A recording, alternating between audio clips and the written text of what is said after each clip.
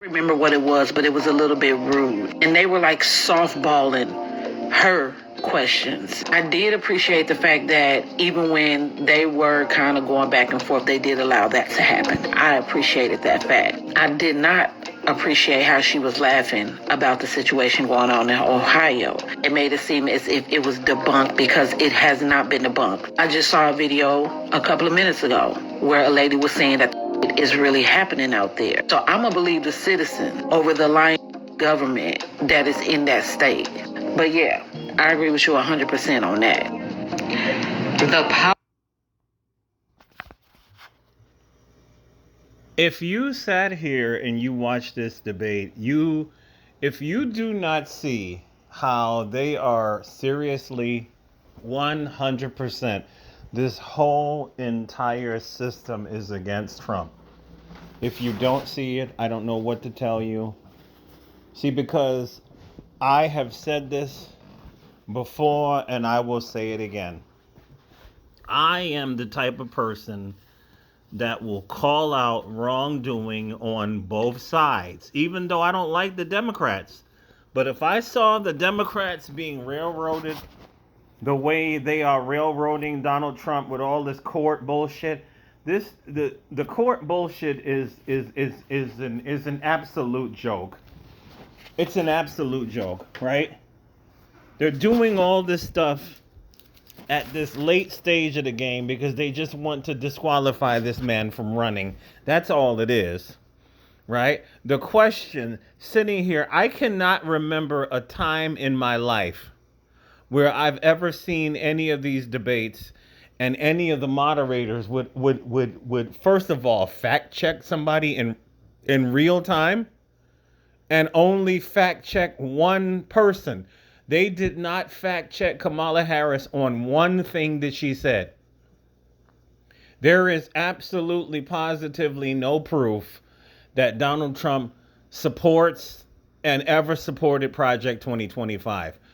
I mean, it was, if you can't see it by now, and if you don't care, well, this is the antithesis. This would be anti-democracy, right? If Kamala Harris was in a Trump-friendly debate where they asked Trump a whole bunch of softball questions and they asked her a whole bunch of hard questions, I would immediately call this crap out. But see, the Democrats don't play fair. I think we understand this. They do not play fair. And so this whole thing was a joke. There is people all over the place that are saying that this thing was a joke. This thing was not real. It was rigged. It was bullshit. And I think I remember the rules is that you couldn't take notes. I saw her taking notes. So I'm sitting here like, you've got to be kidding me, man. You have got to be kidding me. This whole thing was nonsense, right? And we all know this woman can't string together two sentences. She can't. So I'm sitting here like, somebody told me today she had to have an earpiece in her ear because the woman cannot think off the cuff the way Donald Trump can think off the cuff. She had to have somebody telling her what to say because she is not a bright woman. She's not. She's not. She's not a bright woman. You can say what you want to say. She is not a bright woman. Trump mopped the floor with her. Even this man was sitting here literally debating three damn people. What did they say? One of the moderators was a known Democrat. Like this is a joke, man. This is a joke. This is a joke. And the joke is not funny. And for all the people that keep playing around with this, man, with this fucking vote blue shit, I'm not wishing. I'm trying not to wish harm on people because I don't live my life this way. But I will say this. I will say this. Do you think it's going to get better or do you think it's going to get worse? I already know. What did they say? There has to easily be 20 million of these people. Nobody really knows the official number, but there has to be 20 million of these people here. And I'm here to tell you, they all need to be deported. They all need to be deported. We cannot afford these people. This is what I was telling this guy today. I said, regardless of wherever you stand on the aisle regarding this issue, I said that these people need to be deported. We cannot afford all of these people. And they need to find a way to change immigration laws because they need to, number one, ramp up the deportations. That's number one. And then number two, they need to, until further notice, we will no longer be accepting anybody for asylum claims. I think that needs to be stopped for the next 20 years. I think the American people need to demand this because I am sick and tired of everybody and their mother. I may have some sympathy for some groups. I do. I won't mention which ones. I think you know the ones that I would mention are just kind of obvious.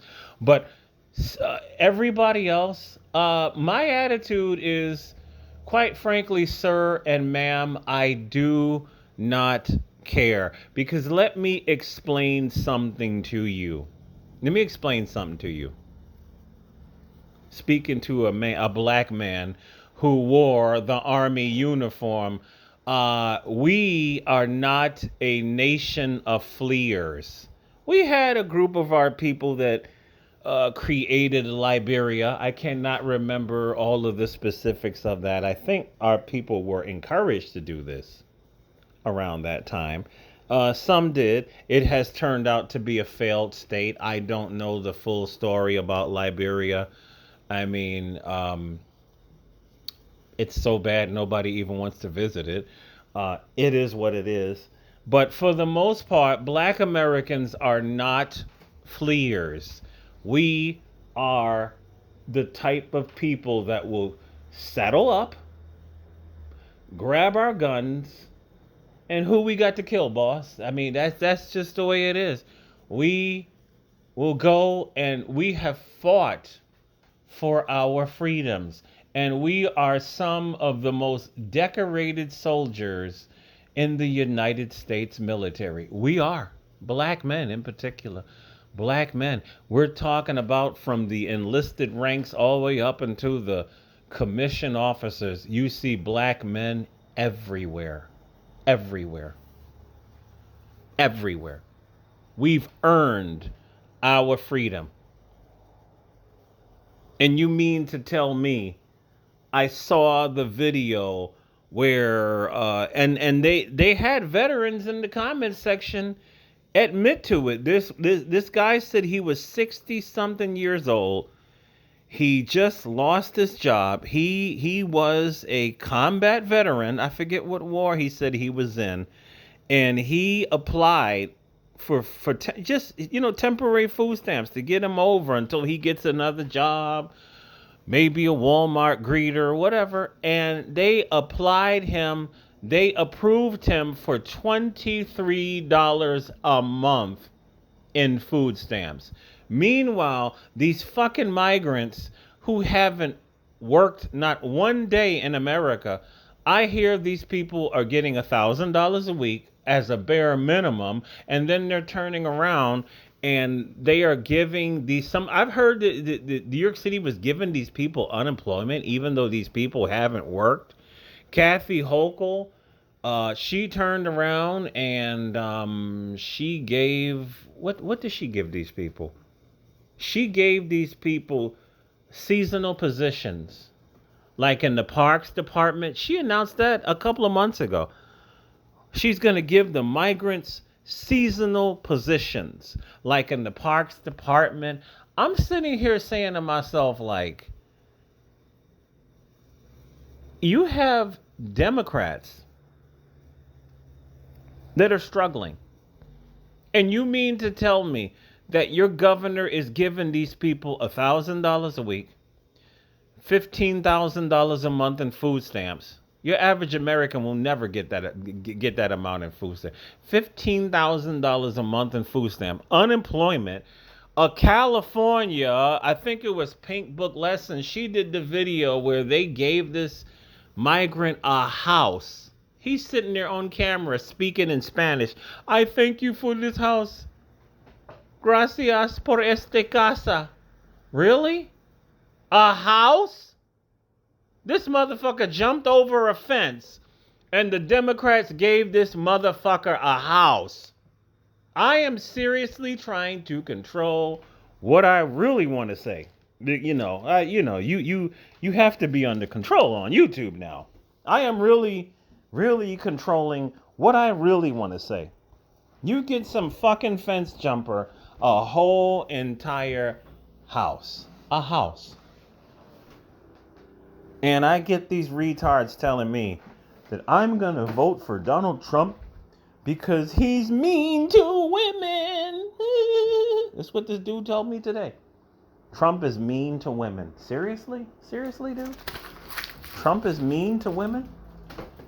This is what y'all doing out here, man? This is what some of y'all are doing out here? Trump is mean to women. Wow.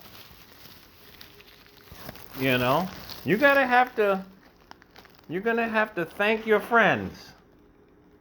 Thank you for being a stupid traitor and selling your black family out, your black American family out, your country out. Thank you for being a dumb piece of shit. Thank you. All of you who are doing this.